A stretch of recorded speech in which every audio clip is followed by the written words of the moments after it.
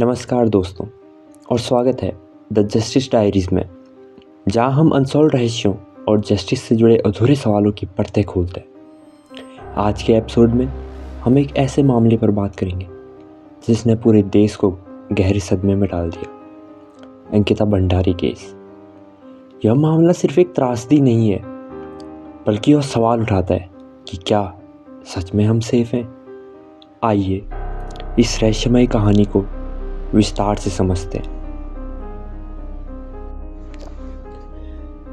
अंकिता भंडारी 19 साल की एक हंसमुख और महत्वाकांक्षी युवती, जो कि उत्तराखंड के पौड़ी गढ़वाल जिले से थी। वह अपने परिवार की उम्मीदों का केंद्र थी। अंकिता एक नॉर्मल मिडिल क्लास परिवार से आती थी।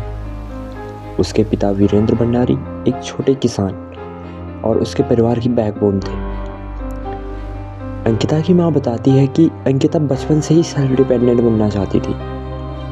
वो अपनी पढ़ाई और करियर को लेकर काफ़ी जागरूक थी। वो कहती थी कि माँ, मैं एक दिन आपको मुझ पर गर्व करने का मौका दूंगी। लेकिन आज उसकी ये बातें सिर्फ यादें बनकर रह गई हैं। तो ऐसे ही बहुत सारे सपनों और अपने पिता के सर से घर की जिम्मेदारियों का बोझ कम करने के लिए अंकिता ऋषिकेश के एक रिजॉर्ट में काम करने चली गई। यह रिजॉर्ट पुलकित आर्य का था, जो एक प्रभावशाली राजनेता का बेटा था। स्थानीय लोग बताते हैं कि ये जगह हमेशा से विवादों का केंद्र रही है। अंकिता ने अपनी मां को फ़ोन पर कई बार बताया था कि वह इस नौकरी से खुश नहीं है, लेकिन उसने यह भी कहा था कि वो अपने सपनों के लिए स्ट्रगल करना चाहती थी। तो क्या यही स्ट्रगल उसकी मौत की वजह बन गया? 18 सितंबर 2022 अंकिता अचानक से गायब हो गई। उसके घर वालों को ना उसकी कुछ खबर थी, ना कोई फ़ोन कॉल, ना ही कोई मैसेज। और आखिर कुछ दिनों बाद उसकी डेड बॉडी ऋषिकेश के चिल्ला बैराज में एक नहर से बरामद हुई। उसकी मौत की खबर सुनकर उसके माता पिता का रो रो कर बुरा हाल था। उनकी आंखों में सिर्फ एक ही सवाल था कि आखिर हमारी बेटी ने ऐसा क्या किया था जो उसे इतनी दर्दनाक मौत मिली। अंकिता के कुछ व्हाट्सएप मैसेज इस मामले में नई रोशनी डालते हैं। उसने अपने दोस्त को ये बताया था कि रिजॉर्ट में उसके साथ ज़बरदस्ती की जा रही थी और उसे स्पेशल सर्विस देने के लिए दबाव डाला जा रहा था।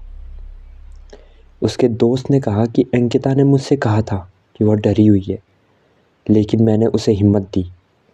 मुझे नहीं पता था कि ये आखिरी बार है जब वो मुझसे बात कर रही है। पुलिस के अनुसार 18 सितंबर की रात पुलकित आर्य और उसके 2 कलीग अंकित और एक अन्य ने अंकिता के साथ बहस की। कथित तौर पर यह बहस इतनी बढ़ गई कि उन्होंने अंकिता को नहर में धकेल दिया। लेकिन क्या यह कहानी पूरी है? अंकिता की मां का कहना है, मेरी बेटी बहादुर थी, वह लड़ सकती थी। यह सिर्फ एक हादसा नहीं हो सकता। दोस्तों, हमें इस केस में शुरुआती जांच में कई सारे ड्रॉबैक्स देखने को मिलते हैं। पहला, आखिर गुमशुदगी की रिपोर्ट दर्ज करने में देर क्यों हुई? क्यों बार बार फोर्स करने पे भी पुलिस वालों ने उनकी रिपोर्ट दर्ज नहीं की? दूसरा, पुलिस ने कार्रवाई में आखिर इतना समय क्यों लिया? और क्या पुलकित आर्य के राजनीतिक संबंध जांच को प्रभावित कर रहे थे?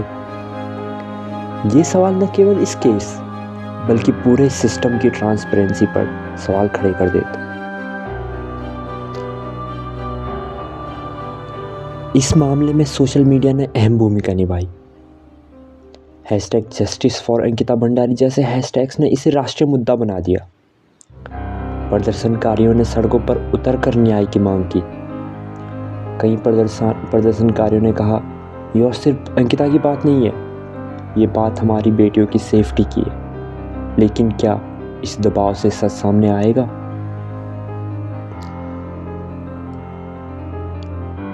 गुस्साए स्थानीय निवासियों ने रिजॉर्ट को जलाकर अपना आक्रोश व्यक्त किया। ये सिर्फ गुस्सा नहीं था, ये उस सिस्टम के खिलाफ विद्रोह था जो निर्दोषों को न्याय देने में असफल रहता है। हाल ही में इस केस में न्याय की मांग को लेकर बड़े स्तर पर प्रदर्शन हुए। देश भर में कई सामाजिक संगठन और एक्टिविस्ट सामने आए हैं। हाल ही की एक रैली में अंकिता की मां ने कहा, जब तक मेरी बेटी को न्याय नहीं मिलेगा हम शांत नहीं बैठेंगे। लोगों का गुस्सा अब भी उबाल पर है और न्याय की उम्मीदें बरकरार हैं। दोस्तों, ये मामला सिर्फ अंकिता की हत्या का नहीं है, ये हमारे समाज की नैतिकता, न्याय व्यवस्था और सत्ता के दुरुपयोग का प्रतीक है। उसकी माँ के ये शब्द हमें सोचने पर मजबूर कर देते हैं कि हमने अपनी बेटी खो दी, लेकिन क्या हमें उसका इंसाफ भी नहीं मिलेगा? दोस्तों, आज इस घटना को 2.5 साल होने को है, पर क्या आज तक कुछ हो पाया? क्या वो माँ बाप जो आज भी अपनी बेटी को इंसाफ मिलने की राह देख रहे हैं, उनकी बेटी को इंसाफ मिल पाया? कहाँ गई वो जनता जो एक समय पर कैंडल लेकर रोड पर धरना प्रदर्शन कर रही थी? और क्या बीते समय के साथ हम भूलते जा रहे हैं जो हमारी बहन बेटी के साथ हुआ? दोस्तों, ये सवाल आत्मा को झकझोर कर रख देने वाले हैं, पर यकीन मानिए वो दिन दूर नहीं जब यही हादसे हमारी किसी अपने के साथ होंगे और फिर भीड़ उमड़ेगी, फिर सड़कों पर मोमबत्तियां लेकर, फिर न्याय की गुहार लगाएंगे।